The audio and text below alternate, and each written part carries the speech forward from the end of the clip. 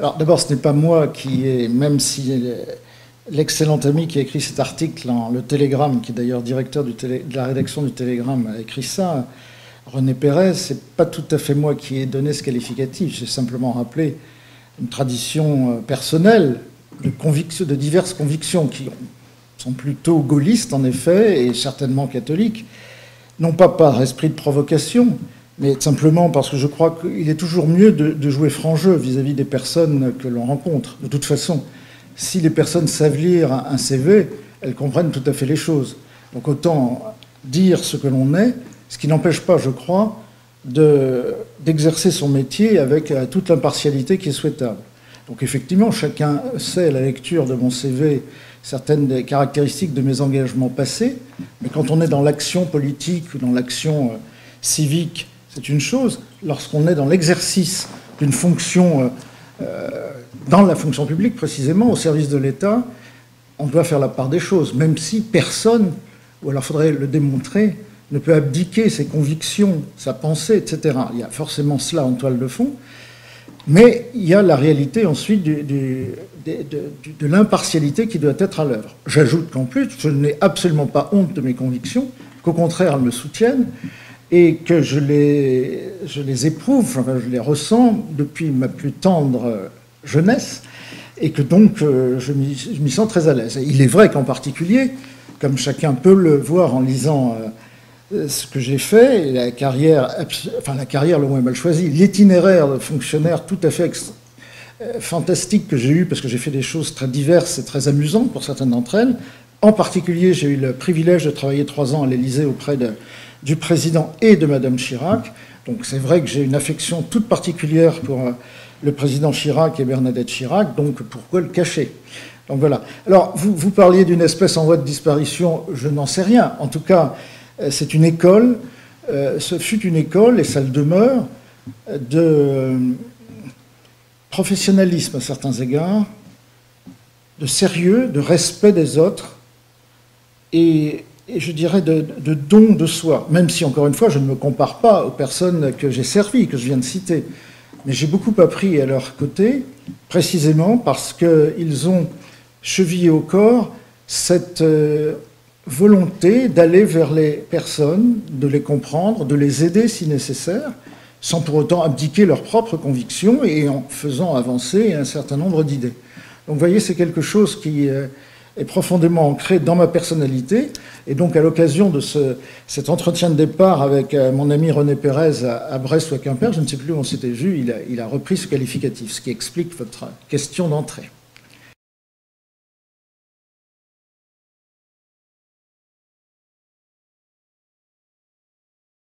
Ah non, c'est certainement pas un poste préfectoral comme les autres, parce que...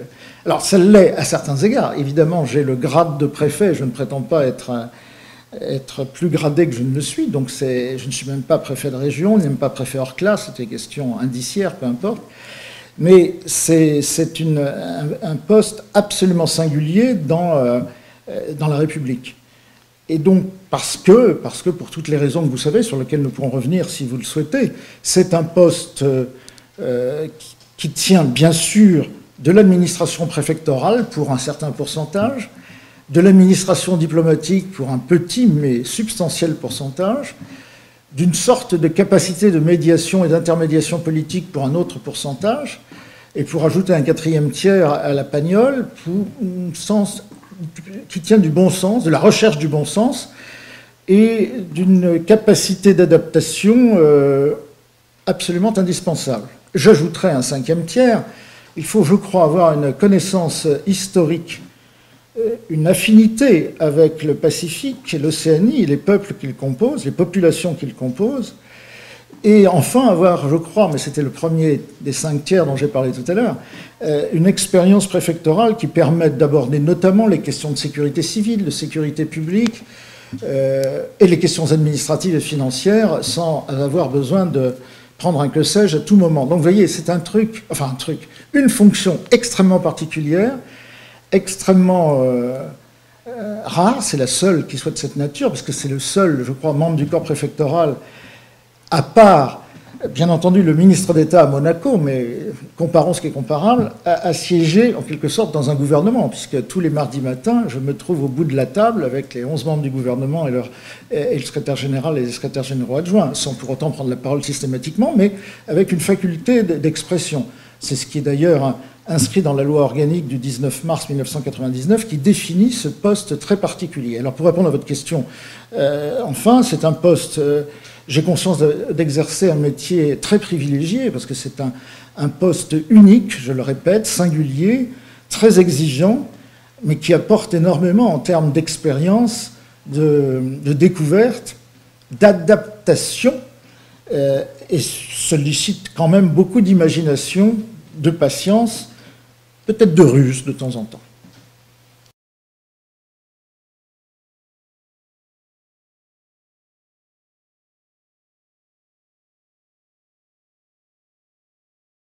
Alors je réponds oui, je pense que ça ne saurait vous surprendre. Je pense que j'estime, et ce n'est pas moi seul qui l'estime, que le représentant de l'État ne saurait être ici l'exécutant discret d'accords anciens, ni le commis de directeur d'administration centrale de Paris. Tout ça n'existe pas. Le représentant de l'État doit faire ce qu'attendaient, ce qu'attendent encore les signataires de l'accord de Nouméa et ceux qui sont venus à la politique après, ici. C'est-à-dire à la fois un partenaire actif et aussi un scrupuleux notaire, un scrupuleux garant de la façon dont l'accord s'applique. Pas seulement l'accord, tout ce qui vient après. Puis pas seulement l'accord de Nouméa, même si c'est crucial, il y a la vie normale. Il y a la vie normale. Donc, j'estime pour ma part, enfin, ma lecture du rôle de l'État en Nouvelle-Calédonie aujourd'hui en 2013 n'est certainement pas la recherche obstinée d'une discrétion coupable. C'est plutôt l'affirmation sereine, j'allais dire l'affirmation tranquille, mais ça nous réfère à des campagnes électorales un peu trop récentes, l'affirmation sereine de ce qu'est le rôle de l'État, avec un certain volontarisme, une capacité d'intervention écrite, orale, par action et jamais par omission, et qui vise précisément à faire comprendre ce vers quoi nous allons. Il ne s'agit pas d'être tonitruant tous les jours, ni de prendre la parole à temps et à contre-temps, mais de parler quand on estime que cela est nécessaire, de travailler dans la discrétion au bon aboutissement d'un certain nombre de décisions, à les préparer avec les hommes et les femmes en charge, qu'ils soient dans le monde de l'entreprise, de l'association, des différentes confessions, des partis politiques bien entendu. Bref, il s'agit de savoir à certains moments être patient, discret et toujours humble de toute façon, à d'autres moments d'être plus explicite. En tout cas, il faut, à mon sens, que le représentant de l'État et ses collaborateurs s'expriment avec cohérence et, bien entendu, en respectant les orientations gouvernementales. Mais vous savez, la règle est claire à cet égard. Si le représentant de l'État dans une portion du territoire national, ici en particulier, venait être en discordance avec le point de vue gouvernemental, l'affaire serait réglée le mercredi suivant au Conseil des ministres. Donc, par définition, et puisque nous ne sommes pas un mercredi, ou qu'un mercredi est passé récemment, tant qu'un préfet n'a pas été rappelé, il détient la plénitude de la confiance du gouvernement. C'est ce qui me permet d'avancer, pas à pas, avec sérénité, sans prétention et forfanterie, en essayant avec humilité de coller à la volonté gouvernementale légitime, qui est celle, ici en Nouvelle-Calédonie, d'appliquer les accords dans leur plénitude et avec sérénité, en respectant les calendriers, sans les précipiter, mais avec, je le répète, plénitude et volonté d'aller au bout des choses.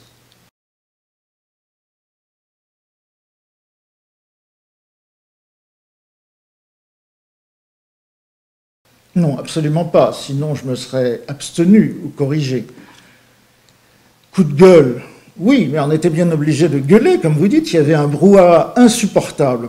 Les orateurs qui m'ont précédé, pour l'un d'entre eux, étaient inaudibles, pour le second a parlé très fort également, et pour ma part, voulant couvrir le brouhaha assez pénible, j'ai évidemment été amené à parler fort.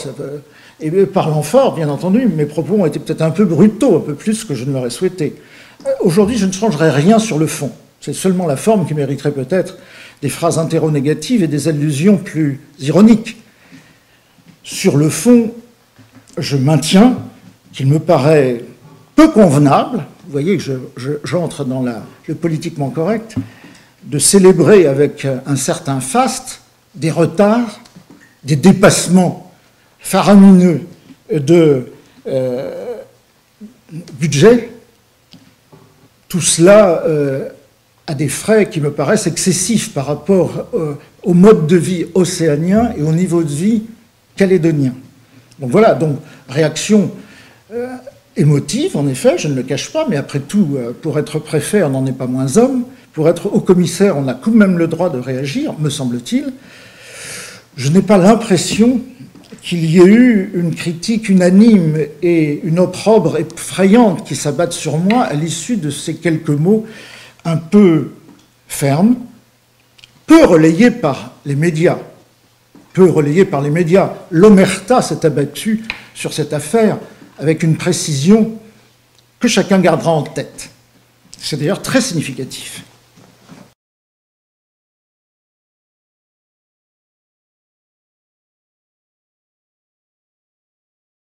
Ah non, non, alors là, si j'étais ici pour annoncer une baisse, je l'aurais déjà annoncé, je n'aurais pas attendu quasi 2 mois pour le faire. Non, je dis simplement qu'il n'est, encore une fois, le rôle du représentant de l'État partout est de rappeler, de veiller à la bonne utilisation des fonds publics, d'où qu'ils viennent. J'entends par là, quel que soit le contribuable initial, quelle que soit la collectivité qui engage ces fonds, il convient, c'est une sorte de rôle général qui incombe aux représentants de l'État. Pas seul. Il y a ici, naturellement, comme partout, la direction des finances publiques et la Chambre régionale des comptes. Donc je ne pense pas me singulariser. Et si on allait plus loin, il y a aussi, bien entendu, les juridictions, et notamment de l'ordre judiciaire. Mais en particulier, je me dois, me semble-t-il, de rappeler d'abord à l'État, et puis aux autres collectivités, le monde dans lequel on vit. C'est un monde dans lequel la ressource publique se fait plus rare, qui nécessite des choix plus précis, plus acérés, plus affûtés, et puis une capacité d'engager les fonds publics. Parce que vous savez, un des problèmes, c'est que parfois il y a des crédits publics qui sont votés et qui ne sont pas dépensés, ce qui est quand même là aussi l'inverse de ce que vous disiez à l'instant, mais qui pose problème tout autant. Donc, je résume, je n'ai pas entendu parler d'une réduction particulière de fonds de l'État pour la Nouvelle-Calédonie. Comme partout, ça rogne un petit peu. Par exemple, ici, les frais de fonctionnement du Haut-Saria ont dû diminuer de 2 ou 3% pour l'année 2013, au moins, je crois me tromper un petit peu. Je pense que ça affecte également certaines autres dotations pour des agences, pour des programmes, notamment certains contrats de développement, enfin, pas un contrat, parce que les contrats sont honorés, mais du moins l'arrivée des crédits pour les contrats de développement, qui arrivent peut-être avec un certain retard, mais il n'y a aucune baisse particulière à annoncer. Vous savez, je crois que les flux financiers depuis la France vers la Nouvelle-Calédonie ne sont pas particulièrement faibles par rapport à ce que l'on constate dans d'autres portions du territoire national, au contraire. Et c'est normal, compte tenu, par exemple, du mode de financement des communes, qui est quand même assez singulier ici, et donc qui nécessite bien ces transferts financiers au profit des 33 communes, bien entendu. Donc je n'avais rien de particulier à annoncer à cet égard, simplement rappeler un devoir de rigueur dans les deux sens du terme. Il faut gérer avec rigueur les deniers publics, c'est-à-dire qu'il ne faut pas les dépenser n'importe comment, et il faut s'imposer une certaine frugalité désormais. Il ne s'agit pas d'arrêter, bien entendu, tout ce qui est réception normale, tout ce qui est entretien normal des bâtiments, des véhicules, et de ce qui nécessite une certaine prestance, je dirais. En particulier, l'État ne peut pas, vous voyez ce bureau qui n'est tout de même pas comme un bureau de la rue de Rivoli, Dieu merci d'ailleurs, mais il n'est quand même pas d'un luxe ostentatoire. Je pense qu'il faut faire la part des choses, et que l'État en particulier ne saurait du jour au lendemain démolir ces bâtiments, les vendre, les brader et fermer la boutique. C'est absurde. Et en plus, ça serait donner un signal absolument contraire à celui qui est donné, je l'espère, c'est-à-dire de l'affirmation sereine, mais certaine, d'un rôle de l'État croissant en Nouvelle-Calédonie. Non pas, encore une fois, pour entraver quoi que ce soit, mais pour faciliter les choses. Je suis de ceux qui sont engagés au service de l'État il y a bien longtemps, ça fait 33 ans pour ma part, et j'estime que le service de l'État doit s'accompagner d'une certaine majesté, non pas de ceux qui l'exercent, mais de l'État lui-même, et d'une grande frugalité et d'une grande rigueur de la part de ceux qui le servent.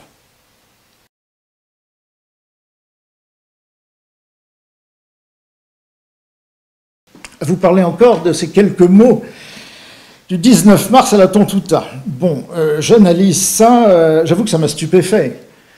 Il ne semblait pas avoir fait une révélation sur des choses particulières qui justifient que beaucoup de gens réagissent, ni que certains s'émeuvent, et en allant jusqu'à me faire passer pour malade mental, etc. Enfin, ça n'a pas tout à fait été le cas, rassurons-nous. Je suis un peu surpris que quand on dit des vérités, j'observe d'ailleurs que cette vérité a été tronquée, puisque j'attends toujours que notamment l'architecte indique quel fut le montant de ces commissions. Personne n'a révélé non plus le montant des ballets et d'autres comment dirais-je, victuailles et spiritueux qui ont été abondamment répandus. Bon, bref, tout ça n'a pas été dit. Ou alors, ça m'a échappé. Et certains comptes rendus dans certaines revues hebdomadaires ou mensuelles font preuve d'une pudeur qui confine à la dissimulation. Mais c'est plutôt amusant. Donc c'est ça qui me surprend un petit peu, c'est que lorsque l'on dit, avec une certaine candeur, comme je l'ai fait, une vérité d'évidence, ça prend immédiatement en Nouvelle-Calédonie une dimension de déclaration de guerre politique. Alors, il faudra sans doute que je fasse plus attention à l'avenir, que quand je dirais qu'il fait beau, on ne croit pas que j'ai immédiatement envoyé des ballons ou des explosifs pour que les nuages se dispersent. Quand je dirais qu'il faut faire attention à toutes les telles choses, qu'on ne se mette pas aux abris, etc., etc. Il y a une disproportion dans cette affaire qui est fascinante à certains égards, mais je crois que pour moi, c'est la première fois que ça m'arrive de voir une chose pareille, mais je crois qu'il faut arrêter d'en parler d'ailleurs, parce qu'on croirait que je tourne à l'autocélébration, ce qui n'est pas du tout le cas. Mais bon, ça m'a surpris. Je ne vous cache pas que ça m'a surpris. Bon, voilà, une fois que c'est fait, c'est fait. Encore une fois, je ne retire rien sur le fond. Je ne retire rien sur le fond.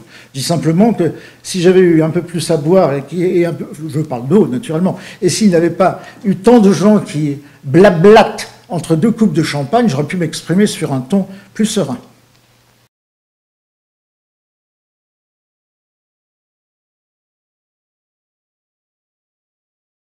Alors, je vais vous faire une révélation, je ne suis pas Zorro. Je ne suis pas Zorro, je ne prétends pas avoir des solutions à tout, et en particulier à la question de la sécurité, de la lutte contre la délinquance. En revanche, et je n'aurai pas de politique personnelle, j'aurai une façon personnelle d'utiliser les moyens qui sont mis à ma disposition par le gouvernement de la République, mais aussi d'autres moyens. Je crois que le premier point qu'il faut retenir, c'est que nulle part aujourd'hui on peut faire de la lutte contre l'insécurité une politique publique d'un seul acteur. C'est une chose qui doit se faire avec d'autres acteurs. Je prends l'exemple hier des réunions que nous avons eues, enfin des réunions sympathiques que nous avons eues à la province sud, la première consistant à signer des conventions, puisque la province sud a eu la générosité de mettre à disposition d'une part de la gendarmerie et d'autre part de la police nationale des éthylotests et des éthylomètres. Donc vous voyez, c'est un exemple concret où une collectivité importante prend sur elle et sur son budget de doter les services de l'État de moyens pour traquer l'insécurité routière. Et puis à un autre moment, nous avons eu une très émouvante cérémonie où, à nouveau à la province sud, et grâce au travail de formation fait par cette province, plus de 70, j'ai oublié le nom, je crois 76 personnes, jeunes pour la plupart, appelées auxiliaires de proximité, ont reçu une formation importante et viennent en appui des polices municipales de Nouméa, d'Mbéa et le Mont-d'Or pour précisément conforter les actions de prévention qui sont menées par ces polices municipales. Donc vous voyez, c'est un deuxième exemple, là, de conjugaison entre des collectivités communales et une collectivité provinciale, sans que l'État n'intervienne apparemment, mais chacun sait que les polices municipales travaillent étroitement et quotidiennement avec la police nationale et la gendarmerie nationale. Donc vous voyez, ce sont deux exemples très récents qui montrent qu'il y a une conjugaison des moyens. Il y a aussi une conjugaison des idées, des volontarismes, et à cet égard, plusieurs maires m'ont demandé plusieurs présidents de province, que je prenne l'initiative, c'est assez naturel que le représentant de l'État le fasse, d'une réunion sur la sécurité, de plusieurs d'ailleurs, non pas pour le plaisir d'incanter, j'allais dire, pour le plaisir incantatoire de parler de sécurité, mais pour répondre à une nécessité. D'abord pour avoir des chiffres sur lesquels tout le monde est d'accord, mais surtout pour se mettre en ordre de marche sur certaines politiques. Il y a des choses qui fonctionnent à certains endroits, pourquoi ne fonctionneraient-elles pas en Nouvelle-Calédonie? Je pense à des articulations peut-être plus étroites entre les polices municipales et la police et la gendarmerie nationale, des répartitions d'horaires pour qu'il y ait des périodes pendant lesquelles plus souvent soit traqué telle bande ou tel malfrat. Ça, je parlais de l'organisation.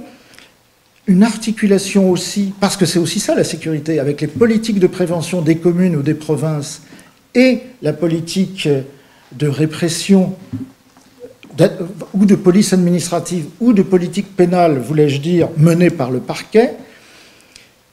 Un travail en amont aussi sur le logement et le logement social, parce que ça contribue à apaiser les tensions familiales. Si on n'a pas un logement décent, forcément, ça crée des conditions mauvaises pour les familles, pour les jeunes gens, etc.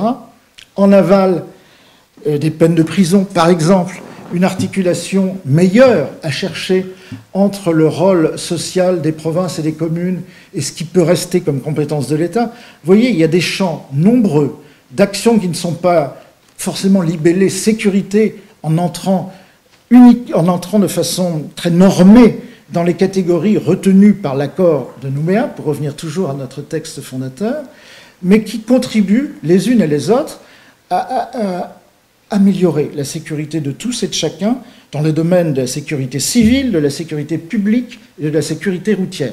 Donc, pour répondre à votre question plus simplement, je n'ai pas de remède miracle, j'ai simplement la volonté d'être le catalyseur de volontés qui sont déjà exprimées auprès de moi de façon bilatérale ou multilatérale pour qu'on s'organise mieux et que sans revendiquer les uns ou les autres telle paternité ou telle gloriole, tout simplement et au bénéfice du bien commun, nous réfléchissions à l'articulation de ces différentes politiques publiques qui existent. Vous allez me dire, vous m'avez déjà dit d'ailleurs, c'est uniquement la responsabilité de l'État. Non, c'est principalement la responsabilité de l'État. C'est d'ailleurs, à mon sens, une des questions qui se posent. Imaginons qu'on ait transféré toutes les compétences au titre des articles, notamment 21, 26 et 27 de la loi du 19 mars 1999. Il resterait pratiquement au haut-commissaire 5 domaines, dont 4 lui échappent totalement, la monnaie, la défense, la justice et les affaires étrangères. Il lui resterait que la sécurité, et même pas la sécurité civile, transférée par hypothèse le 1er janvier 2014.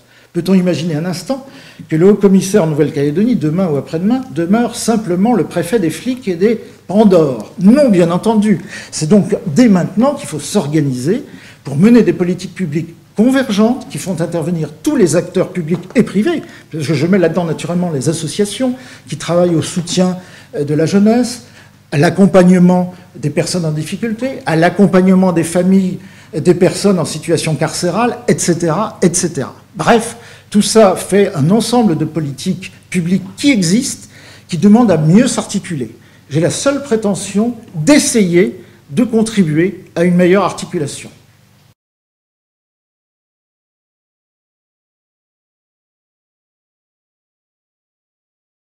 Alors, deux choses. Je dirais qu'à mon âge, on ne recherche pas forcément à se voir en photo dans le journal tous les jours pour se prouver qu'on existe. Deuxièmement, je réponds à toutes les invitations. La preuve, vous m'avez demandé de vous entretenir avec moi, j'ai dit oui dans un délai assez rapproché, vous l'aurez observé. Si certains organes de presse ou de médias audiovisuels considèrent qu'ils n'ont aucun intérêt à m'interroger, je respecte absolument leur liberté. Je m'en amuse un tout petit peu, mais après tout, c'est la vie. Et je suis profondément respectueux de la liberté de la presse. Alors, je ne dirais pas que je suis ostracisé. Chacun fera la part des choses entre ceux qui m'invitent et ceux qui m'invitent moins, ou m'invitent pas du tout, ou m'invitent à des moments où je ne peux pas venir. Chacun fera la différence. Pour ma part, ça m'amuse plutôt. Et je considère de toute façon qu'aujourd'hui, encore une fois, Il n'y a pas un type de média, vous le savez très bien, d'ailleurs vous en exprimez vous-même par votre être, si j'ose dire, un autre type. Donc, lorsque c'est nécessaire, vous l'avez vu par exemple pour ce cyclone Sandra qui, Dieu merci, nous a épargnés, j'invite les représentants des médias à se réunir autour de moi pour qu'on en parle. Pour le reste, je ne rameute pas forcément les uns et les autres pour qu'ils admirent mon costume, voire mes lunettes noires prises par erreur le jour de mon arrivée, qui me faisait ressembler à un colonel grec du putsch de 1967, tout cela n'a pas d'intérêt. Ma personne n'a pas en l'espèce d'intérêt. En revanche, quand j'aurai des choses à dire, je ferai savoir à ceux qui veulent les entendre qu'ils pourront les entendre. Voilà, c'est tout. Encore une fois, je ne recherche pas une gloriole personnelle. Comme je vous l'ai dit, ce n'est pas à 57 ans qu'on entame une carrière de star des médias. Je vis, j'espère de servir mon pays et la Nouvelle-Calédonie avec loyauté et sérénité, le reste me chauffe peu.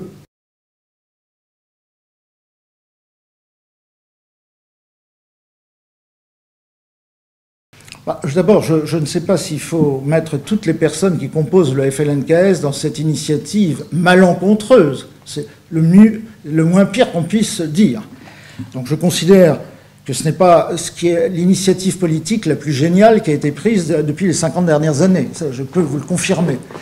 Voilà. Maintenant, que des personnes croient devoir s'engager sur un chemin qui, manifestement, est un chemin hasardeux, c'est leur liberté. C'est eux qui seront jugés. En revanche, qu'ils aient droit, qu'ils contestent l'inscription sur une liste électorale de telle ou telle personne, c'est leur droit.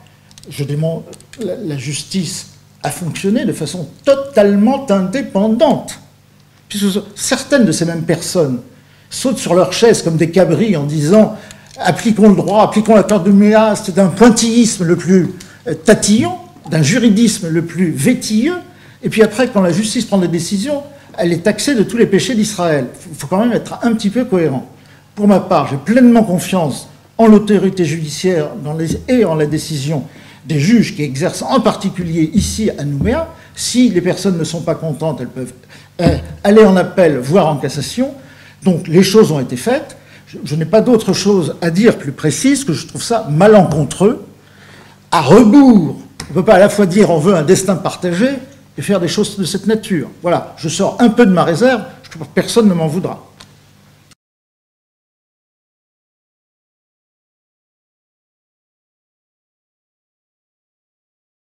D'abord, le rééquilibrage, c'est une politique de l'État, puisque c'est une politique de l'accord de Nouméa. Pour ma part, j'y suis très attaché. Et pour revenir à votre question initiale, pour le gaulliste que je suis, ça rappelle la politique d'aménagement du territoire extrêmement volontariste menée par le général de Gaulle et la Datar au début de la Ve République. Donc je trouve qu'il y a une certaine cohérence intellectuelle, premièrement. Deuxièmement, j'observe, oui, que vous le dites avec justesse, qu'il est spectaculaire de voir le progrès. Je pense naturellement à l'usine de Koniambo. Et c'est spectaculaire, c'est tangible, ça marche. Et donc c'est une grande satisfaction intellectuelle, historique, économique, de voir ce projet bien fonctionner. Je ne dis pas qu'il ne pose pas d'autres questions. Vous savez qu'il y a des controverses sur la stratégie industrielle. Doit-elle être unique pour l'ensemble de la Nouvelle-Calédonie, ou peut-on imaginer qu'il y ait une stratégie pour le Nord ou pour le Sud? Enfin, ce sont des questions qu'il appartiendra aux élus calédoniens de résoudre en lien naturellement avec les mineurs et avec les industriels. Ça me dépasse un peu, bien que j'ai une idée personnelle que je mettrai au pot quand on me sollicitera à huis clos. Vous dites que c'est un rêve des indépendantistes. Incontestablement. Mais c'est aussi un rêve de Xstrata et de Glencore, qui ne me paraissent pas au nombre des indépendantistes. Donc je trouve que là, il y a une conjugaison, autre conjugaison, qui me semble fructueuse, pour ne pas dire mieux pour l'instant, entre de grandes sociétés multinationales et, en effet, un mouvement politique et des personnalités qui les incarnent, notamment en province nord, qui manifestent objectivement une cohérence intellectuelle, un volontarisme et une constance dans la démarche industrielle qui ne peut que forcer l'admiration à certains égards, qui force l'admiration parce que ça permet ce rééquilibrage. Et sans ce rééquilibrage, il ne peut pas y avoir d'avenir commun, de destin partagé et de grand avenir pour la Nouvelle-Calédonie. Moi, je pense que l'avenir est grand. Donc c'est en cela que je me réjouis, comme d'autres, je suppose, de l'évolution très positive que nous voyons dans les temps actuels, notamment autour de cette usine de Koniambo.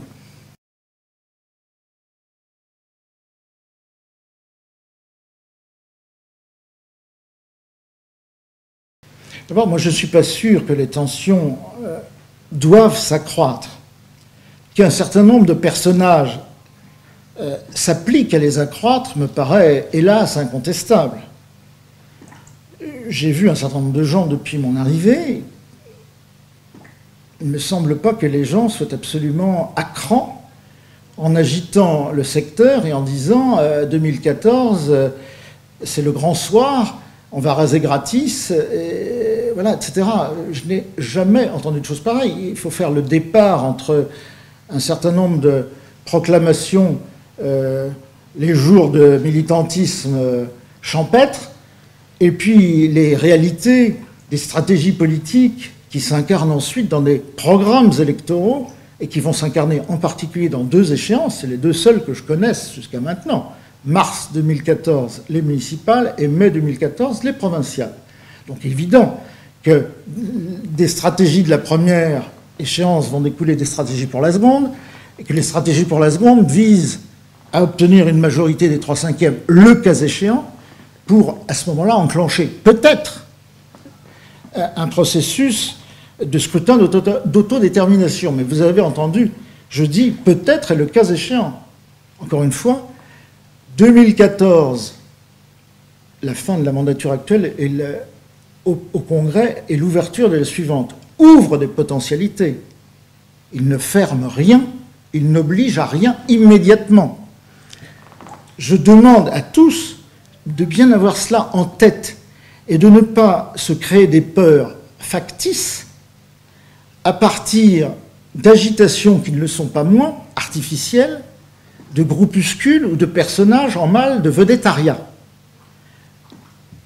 Il serait absurde de nier que 2014 ouvre des potentialités, mais il faut les accepter, les accueillir, les préparer avec la sérénité qui convient. Encore une fois, c'est cette sérénité qui prédomine dans l'esprit de tous les acteurs que j'ai vus jusqu'à maintenant. Et c'est dans cet esprit que le représentant de l'État que je suis, avec mes collaborateurs et mes collaboratrices, nous travaillons. J'observe que nous avons fait, il y a 2 jours, une séance très intéressante sur le comité de pilotage institutionnel qui avait été confirmé par le Premier ministre il y a quelques mois et inventé, je mets des guillemets, il y a 2 ans, je crois. Tout le monde a pu parler, quelles que soient les sensibilités politiques, puisqu'il y avait les signataires, les parlementaires, les représentants des partis, les présidents des provinces et du Congrès ou leurs représentants et des représentants de l'État. Tout le monde a parlé autour de la table de la résidence du haut-commissaire avec passion, parce qu'on ne peut pas parler d'une chose pareille, du destin d'un pays en étant plat-plat. On n'a pas parlé avec passion, mais avec imagination, sans s'écharper et en construisant les choses. Et sans se dire, si on n'a pas décidé en septembre 2014, on prend tous les bateaux, les avions, on se barre. Non, c'est pas du tout ça l'état d'esprit. Moi, j'invite tous les Calédoniens et les Calédoniennes à bien relire les textes, à se dire qu'il n'y a aucune raison de ne pas procéder aux investissements économiques indispensables pour le développement du pays. Il n'y a aucune raison que les pouvoirs publics, quels qu'ils soient, ne développent pas leur politique publique telle qu'elle est indispensable à l'intérêt général des populations qui composent la Nouvelle-Calédonie. Donc, il convient, ce n'est pas une guêpe, c'est une perceuse. Donc il convient absolument de tuer toute idée de perte de confiance. Je ne vois pas pourquoi on perdrait confiance. Le gouvernement de la République observe avec beaucoup de sérénité et de vigilance et d'attention spéciale tout ce qui se passe en Nouvelle-Calédonie, mais dans un esprit de grande sérénité, en mettant un point d'honneur, je le crois, à honorer les engagements pris, dans toute la mesure budgétaire qui est possible, en facilitant, par exemple, regardez sur le plan international, la représentation de la Nouvelle-Calédonie et l'association de son gouvernement à des négociations régionales qui la concernent. Nous sommes allés à Auckland pendant 5 jours avec le président du gouvernement et des délégations, avec naturellement l'ambassadeur de France à Wellington. C'est un des exemples que je cite pour montrer qu'il n'y a pas du tout d'idée de distanciation entre la France et la Nouvelle-Calédonie. Au contraire, il y a un renforcement de l'attention qui lui est portée, de l'intérêt qui lui est attaché, et une volonté farouche de permettre à tous, le moment venu, mais ce moment peut se projeter dans 2, 3 ou 4 ans, de se déterminer en toute connaissance de cause, dans la sérénité et conformément aux engagements pris. Donc pourquoi voulez-vous qu'on ne soit pas confiant? Franchement, il faut être confiant, assumer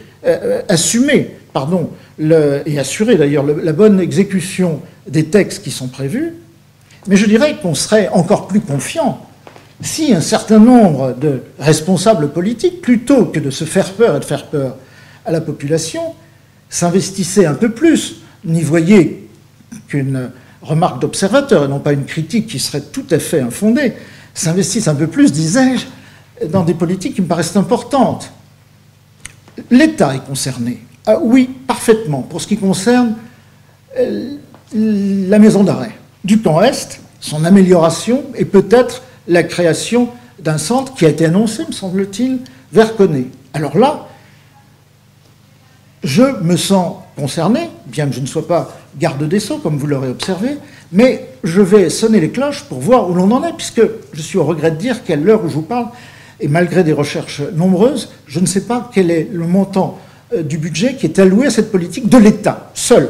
Et en tout cas, ça me paraît une priorité, autant que la bonne application de l'accord de Nouméa, qui est d'avoir une politique enfin digne et stratégiquement ancrée dans le temps vis-à-vis de l'univers carcéral. Deuxièmement, il y a d'autres politiques qui sont à la fois des politiques de l'État et des provinces. Je veux parler, par exemple, du logement social. Il est, pour moi, surprenant que la production de logements sociaux ait baissé autant. Je regarde les chiffres, je m'inquiète. Je demande à en parler avec les responsables, et d'ailleurs, ça sera fait dans quelques semaines.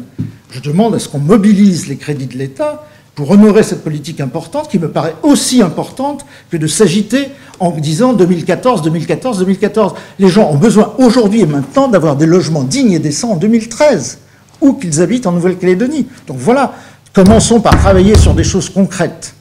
Et puis on pourrait ajouter sans doute d'autres choses. La sécurité, mais vous l'avez évoqué vous-même, monsieur, sur la sécurité, nous allons continuer à travailler ici et maintenant. Je remercie d'ailleurs tous les services qui concourent d'ores et déjà, que ce soit la gendarmerie, la police nationale, les polices municipales, et comme je l'ai dit tout à l'heure, les provinces et certaines communes qui s'y investissent. La sécurité civile, là aussi, on a fait d'un mythe le transfert de la sécurité civile. Ça fait 8 ans qu'on en parle. Où est-on? Nulle part. Alors, il faudrait...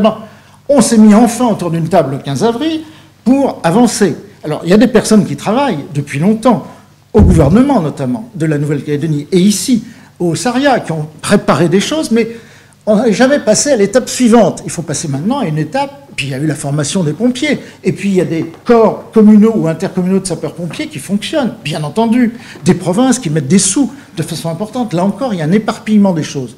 Ce que je demande simplement, c'est qu'on mette de la cohérence. Le président du gouvernement a pris l'initiative d'une réunion, et je l'en remercie encore, le 15 avril. Nous allons mettre les choses à plat. Et mon souhait le plus grand, c'est qu'effectivement, le gouvernement de la Nouvelle-Calédonie puisse être doté à partir du 1er janvier 2014 de moyens de sécurité civile qui répondent aux attentes de la population. Je ferai tout pour cela. Je ne m'attacherai jamais à vouloir garder jalousement les faibles moyens dont je dispose. 6 fonctionnaires et une Land Rover dont il faut refaire le pont. Vous m'assurez que c'est quand même pas la mer à boire. Et naturellement, nous faciliterons tout pour que la Nouvelle-Calédonie, le gouvernement, soit prêt. Certains des collaborateurs du président y travaillent d'arrache-pied depuis des mois et des années. Nous allons les aider plus que nous ne l'avons fait dans le passé pour que ça fonctionne. Vous m'accorderez qu'il est plus important de réussir ce transfert sur la sécurité civile que, là encore, d'agiter des drapeaux en disant 2014, 2014, 2014. Si les gens ne sont pas sauvés en 2013, s'il y a un cyclone, un tsunami, un tremblement de terre, j'invente n'importe quoi, ou le crash d'un avion sur un quartier de Nouméa, il y a un plus grand monde pour dire 2014, 2014, 2014. Vous voyez, par ces exemples que je cite, je considère qu'il y a des politiques publiques extrêmement importantes qui touchent la vie quotidienne, qui méritent aussi qu'on les approfondisse lorsque c'est nécessaire. Et je parle d'abord des services de l'État. Je ne vais pas frapper ma coulpe sur les poitrines des voisins. Mais d'abord que les services de l'État travaillent un peu plus et que nous travaillions tous en cohérence les uns avec les autres. Parce qu'il y a beaucoup de choses se font. En plus, beaucoup de choses se font déjà. Mais elles sont parfois dispersées, pas mises en perspective, pas mises en cohérence. C'est ça qui paraît un petit peu dommage. C'est absolument normal. Ce pays a connu tellement d'évolutions, de changements, de transferts, d'interrogations, en effet, politiques ou économiques en quelques années, que le contraire serait quand même étonnant. Je pense que le temps est venu de continuer à mettre plus de cohérence dans les politiques publiques, j'allais dire normales, classiques, où on ne s'y retrouve plus tellement, et évidemment de continuer à dérouler le calendrier, mais sans précipitation, avec un grand esprit de concertation et d'humilité. C'est vraiment, je crois, enfin j'espère que c'est dans ce sens que mes collaborateurs et moi, nous continuerons à travailler. Mais vous voyez, je pense qu'il y a des politiques qui sont, je ne parle pas des personnes, je parle des actions publiques qui sont très importantes aujourd'hui, très attendues par les populations. Et parmi ces politiques, j'ai cité le logement, j'ai cité la sécurité civile, la sécurité en général. Je disais qu'il y a une grande attente de la population, mais aussi, oui, c'est le point que je voulais dire, une attente de frugalité, le mot est peut-être un peu fort, de transparence dans l'utilisation des fonds publics. Et ce n'est pas lié à telle ou telle affaire nationale qui défraie la chronique, bien entendu, et on tombe d'ailleurs dans un voyeurisme de mauvaise aloi. Et je crois qu'il n'est pas anormal qu'on fasse les choses avec mesure, qu'on fasse les choses dans un esprit de vérité, que l'opinion sache comment les fonds publics sont utilisés, sache aussi l'ampleur des fonds qui viennent de France vers la Nouvelle-Calédonie. Je ne m'aperçois pas qu'on cite souvent ce chiffre, je ne le connais pas encore. C'est un chiffre assez compliqué à élaborer, mais nous allons l'avoir bientôt. Vous voyez, je crois qu'il faut faire les choses avec simplicité, avec vérité, parce que les populations calédoniennes ont droit à la vérité, elles ont droit à la dignité, elles ont droit à la... Regarde, je prends un autre exemple. En matière de santé, il y a un truc extraordinaire qui se construit, c'est Medipol. Ben voilà, ça fait partie des choses qui méritent d'être connues. Ça ne va pas s'arrêter parce que 2014 arrive. Bien entendu que non. La seule chose que je demande, moi, c'est que la politique de transport en commun soit cohérente avec la création de ce superbe outil. J'ai cru comprendre qu'il y avait un tout petit problème de raccordement, mais je pense que les choses vont se résorber. En tout cas, si les services de l'État peuvent contribuer à rappeler que c'est un point, nous le ferons. Vous voyez que je garderai toujours une volonté d'intervention sur tous les sujets que je tire d'ailleurs de la Constitution. Encore une fois, ce n'est pas pour me la ramener que je dis ça, c'est pour dire pourquoi je parle. Ce n'est pas parce que je suis Jean-Jacques Brault arrivé tel Zorro à la Tontouta le 27 février, c'est parce que je considère que j'ai un devoir, de par les fonctions qui m'ont été confiées, qui sont des fonctions extraordinaires par le gouvernement, un devoir d'expression, de mise en garde et de conseil. Ça rappelle un petit peu les fonctions de la reine d'Angleterre, toutes choses égales par ailleurs. Mon gouvernement n'est pas encore programmé, je vous le promets. Mais il y a un peu de ça, voyez-vous, c'est cette capacité, avec recul, avec sérénité, avec une certaine expérience et avec beaucoup d'humilité, parce que quand on a eu la chance, comme moi, de barouder un peu, 20 expériences professionnelles en 33 ans, ce qui n'est quand même pas banal, on relativise beaucoup les choses. C'est pourquoi d'ailleurs je vous dis, ayons confiance collectivement. Le pays est capable d'une grande prospérité, il y a des gens plutôt sympathiques, plutôt intelligents, plutôt dynamiques, une population avec des ajouts, des sommations culturelles et une diversité culturelle extraordinaire, un espace splendide, un environnement au sens écologique unique. Ça serait vraiment un suicide collectif de ne pas faire de ce pays un modèle, un exemple, et pas seulement un exemple de construction institutionnelle qui fait s'exciter et rivaliser les professeurs de droit public. Ça, c'est intéressant, mais il faut aller au-delà. Donc, au-delà des spéculations sur le droit public qui me passionnent par ailleurs, je crois qu'il faut que nous ayons l'humilité, nous, acteurs publics, et d'abord en commençant par les fonctionnaires au service de l'État, de nous remettre en cause, de mettre en cohérence ce que nous avons reçu en partage avec les autres politiques publiques, en répondant d'abord aux besoins les plus immédiats, aux plus pressants qu'exprime la population et qui sont importants.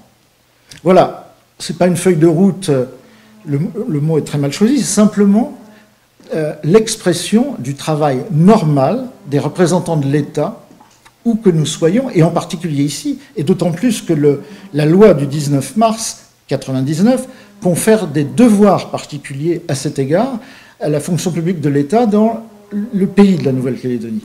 Donc, encore une fois, ce n'est pas une sorte de programme insensé que je dresserai. Je ne suis pas ici pour appliquer un programme personnel. Je suis ici pour appliquer avec loyauté et humilité une politique publique nécessaire pour l'épanouissement de la Nouvelle-Calédonie et surtout des personnes qui habitent en Nouvelle-Calédonie et qui l'aiment. Il y a un attachement, si vous voulez, charnel. C'est un mélange d'attachement à la terre, d'implantation depuis des générations, de personnes d'origine, de confessions très différentes, qui ont fait le caractère singulier et si motivant. Et donc, il faut répondre à toutes ces attentes historiques, ces attentes politiques, ces attentes administratives. Et c'est dans cet esprit, je l'exprime avec passion et non pas avec arrogance, je l'espère en tout cas, que mes collaborateurs et moi, nous envisageons de continuer à travailler.